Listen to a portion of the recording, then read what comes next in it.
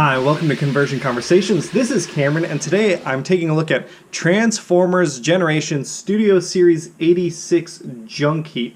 And here we have Junkheap right in front of us. I don't think I have his box anymore. I realize with the Studio Series figures, I've been doing like pictures with the backdrop diorama piece that comes with them, and I'm pretty sure I threw this away a while ago. But we have Junkheap in front of us, and Junkheap is a retool of Wreckgar, and I know that when I first looked at Wreckgar, I was pretty like meh on the mold. For some reason, having two of them together has really sold me on the figure, to the point now where I'm like, okay, if they come out with more Junkions, I will absolutely buy more Junkions. Here we can see them next to each other, and we can see the cool bits of remolding that they did to change the shape of Junkheap, which I really appreciate. This like shoulder piece is different back here. Up here we've got this plate here, which is really neat. The color scheme, obviously, the way things are broken up by color is very different. This front engine block with the fuel tank up top looks very different to me than this where it's broken up with this brown piece. And then, you know, this kind of matches the top part here versus this nice, like, oddly greenish gold, but it really works for me as like a tarnished gold color. The complaint I have about Wreckgar still applies to Junkheap. The way, and it's solid, I'm not saying it's not solid, but this connection with this gap here, this bothers me. I wish it lined up better, or I wish there was something that maybe flipped out to cover this the way we have a panel here. Something like that over here just to make things a little less gappy. Other than that, I mean, it rolls nicely. We can put those kickstand pieces back, and these roll pretty nicely. We have our same pinwheel axe on the back here. This is something that I'll absolutely thicken up with future floor polish. We can already tell, you know, that is a little on the loose side. We still have the same seating.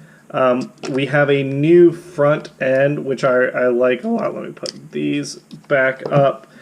So instead of Wreckgar's guns up front, we can see here we've got a slightly different front end, and we have a differently molded, this is like a boxier front end.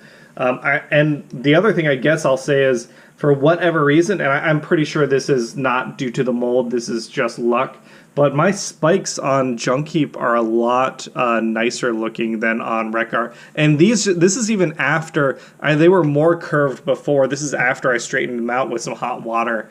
But still, yeah, things, I mean, I really like the way they look next to each other. We'll take this Wreckgar and we're going to transform them off camera so we can show a Junkion riding a Junkion. And here's the feature that sold me on Junkions finally. And I've mentioned in the past that I've never been a super big fan of the Junkion design or any of that stuff. Let's turn this up a little bit. But the fact that these are made to be able to ride each other, like this crotch piece even has a tab so you can ride on top and you can attach that pretty firmly, is really neat. You can get the legs around as best as you can up front or behind, you know, however you want to do it. Get his hand on that handlebar, and then, yeah, you've got, you know, Wreckgar riding Junkheap. Yeah, if they do like a 5-pack of different Junkions for $100, or I guess since these are Voyagers, it would be like a 4-pack for $100 or whatever the hell the price point is now, $120.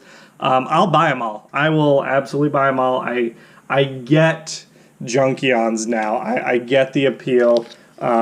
Seeing them riding and interfacing like that is just a really nice bit of play pattern to me. In a line that I think is missing a little bit of that playability. The figures have been really nice recently. They've been wonderful little budget collector's pieces, mini masterpieces is what everyone calls them. But having a little bit of extra playability here, for example, has been really nice. And yeah, we've seen this transformation before. It's the exact same transformation as Wreckgar's. So we are going to fast forward this one, baby.